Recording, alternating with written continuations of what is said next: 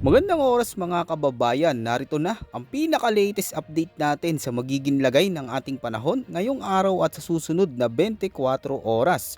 Mga kabayan, matapos mag-iwan ng matinding pinsala sa maraming lugar si Bagyong Uwan, ay bahagyan lumiko pa ito at muling pumasok sa Philippine Area of Responsibility at panibagong low pressure sa timog silangan ng bansa, lumitaw na at posibleng lumapit ito sa Mindanao at Visayas. Alamin natin ang pinakabagong update sa sistemang ito.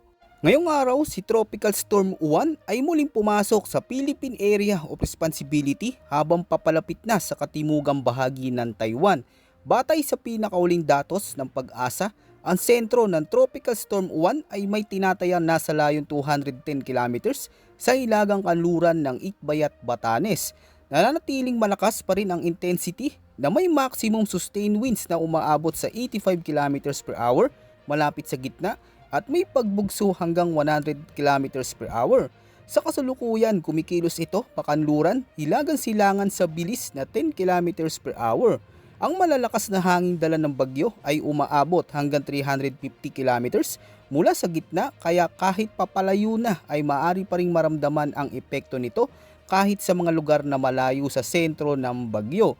Dahil dito, kasalukuyan nakataas pa rin ang Tropical Cyclone Wind Signal number 1 sa lalawigan ng Batanes. Ang signal na ito ay nagbabadya ng malalakas na hangin sa loob ng susunod na 36 hours na may lakas na maaring umabot mula 40 hanggang 65 kilometers per hour. Sa mga lugar na ito, inaasahan ng banayad hanggang katamtamang pinsala sa mga magagaan na instruktura at mga pananim, partikular sa mga bahaging malapit sa baybayin. Sa forecast weather conditions ngayong araw sa Ilocos Norte, Batanes at Babuyan Islands, asahan ang maulap na kalangitan na may mga kalat-kalat na pag-ulan, pagkulog at pagkidlat dahil sa trough ng Tropical Storm Uwan. Posibleng magdulot ito ng pagbaha at pagguho ng lupa, lalo na kapag may malalakas na buhos ng ulan o thunderstorms activity. Para naman sa Davao Region, Soc-Sargen at Surigao del Sur, makakaranas ng maulap na papawirin na may mga kalat-kalat na mga pag-ulan, pagkulog at pagkidlat na dulot naman ng umiiral na Intertropical Convergence Zone o ITCZ. Dahil dito, posibleng magkaroon ng moderate hanggang malakas na ulan, kaya mag-ingat sa biglaang pagbaha at landslides lalo na sa mababang lugar at bulubunduking bahagi. Para naman sa mga residente sa Metro Manila at sa nalalabing bahagi ng bansa, magiging bahagyang maulap hanggang maulap ang kalangitan na may mga pansamantalang pag-ulan, pagkulog at pagkidlat lalo na sa hapon o gabi. Dulot ito ng mga umiiral na localized thunderstorms, kaya't posible rin na magkaroon ng biglaang pagbaha o pagguho ng lupa kapag lumakas ang ulan sa inyong lugar. Para naman sa lagay ng kondisyon ng hangin at karagatan, asahan ng malalakas na hangin at maalong karagatan sa paligid ng Batanes na may taas ng alon na maaaring umabot hanggang 4.5 meters. Sa ganitong kondisyon, lubhang mapanganib ang paglalayag sa lahat ng uri na sasakyang pandagat, kaya't pinapahiyuan ng lahat ng mga mangingisda na manatili muna sa pantalan o sa ligtas na daungan hanggang sa humupa ang malalakas na hangin at mapanirang alon. Samantala, makakaranas din ng maalon hanggang napakaalon na karagatan ang hilagang baybayin ng Babuyan Islands at sa natitirang baybayin ng Batanes na may taas ng alon na aabot sa 4.3 meters. Hanggang 3.5 meters naman na hampas ng alon sa mga baybayin ng Ilocos Norte at Ilocos Sur at sa kanlurang bahagi ng Pangasinan.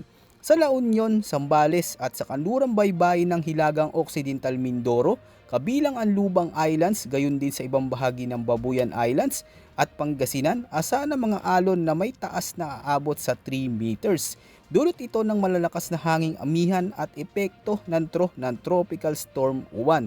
Sa kabuuan, pinapayuhan ang mga maliliit na bangka at iba pang uri na sasakyang pandagat na huwag munang pumalaot sa ganitong mga kondisyon, lalo na kung hindi sapat ang kagamitan o karanasan sa paglalayag sa maalong karagatan. Ayon naman sa latest forecast track, si Uwan ay inaasahang kikilos patungong hilagang silangan hanggang sa tuluyang maglandfall sa katimugang bahagi ng Taiwan ngayong araw.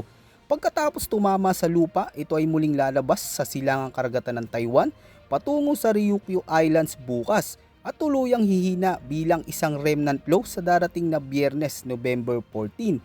Bagamat palayo na ito sa karamihan ng bahagi ng bansa, ang buntot ng bagyo ay maaari pa ring magdulot ng maulap na kalangitan at pag-ulan sa Hilagang Luzon, particular sa Batanes at mga karatig na isla. Ang mga karagatang nakaharap sa hilaga at silangan ay maaari ring makaranas ng malalakas na alon at mapanganib na kondisyon sa paglalayag. Kasabay nito mga kababayan, mayroon na naman tayong isang bagong low pressure area o LPA sa labas ng Philippine Area of Responsibility. Ito ay kasalukuyang nasa layong 1,575 kilometers sa timog silangan ng Davao Oriental. Sa kasalukuyan, ramdam na ang tro ng LPA sa bahagi ng Davao Region at Soxargen habang kumikilos ito pa northwestward at inaasahang papasok na ito sa PAR bukas ng hapon o gabi. Sa pagpasok nito mga kababayan, inaasa na direktang tatawirin nito ang buong Visayas at Caraga Region at ilang lugar sa Northern Mindanao. Kaya pinapayuhan na ang mga residente na pagandaan ng pag-ulan at posibleng pagbaha dulot ng LPA. Sa ngayon, mababa pa ang posibilidad nitong maging isang ganap na bagyo, kaya patuloy itong binabantayan ng Pag-asa at maging ng mga international weather agencies sa mga susunod na araw.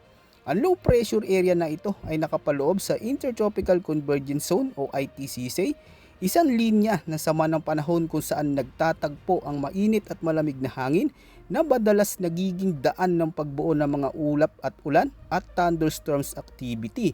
Batay sa mga datos, napakababa pa ng tsansa nitong maging tropical depression sa loob ng susunod na 24 oras. Ngunit posibleng magdala na ito ng mahina hanggang katamtamang pag-ulan sa mga susunod na araw, lalo na sa mga kababayan natin dyan sa may silangang bahagi ng Mindanao.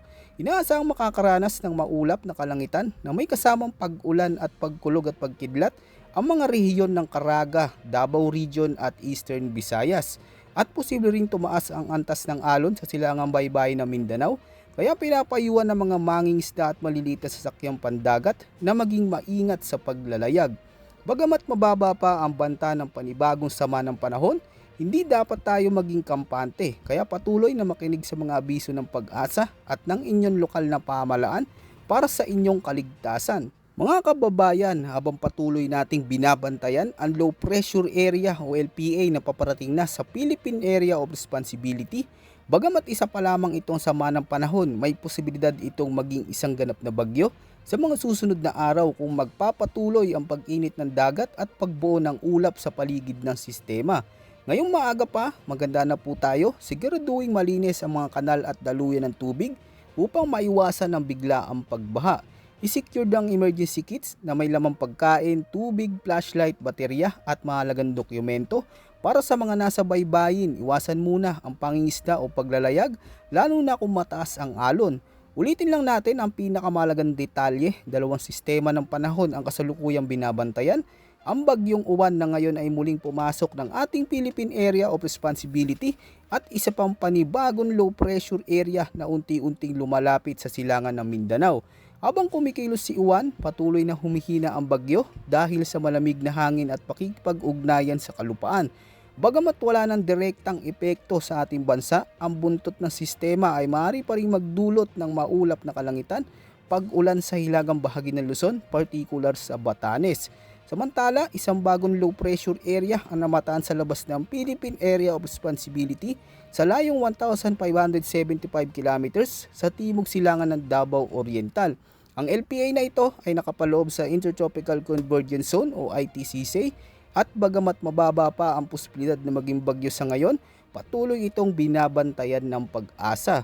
Mga kababayan, kahit wala pang direktang banta sa ngayon, mahalagang manatiling alerto at handa at huwag kalimutang mag-ingat mga kababayan.